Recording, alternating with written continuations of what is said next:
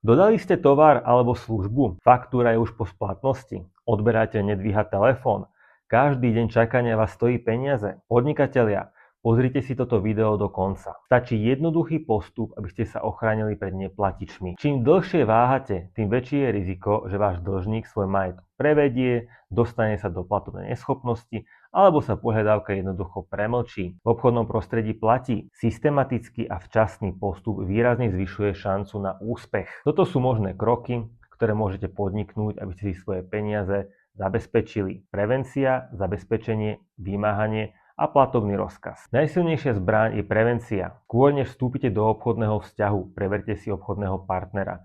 A to v obchodnom registri, registri exekúcií aj insolvenčnom registri.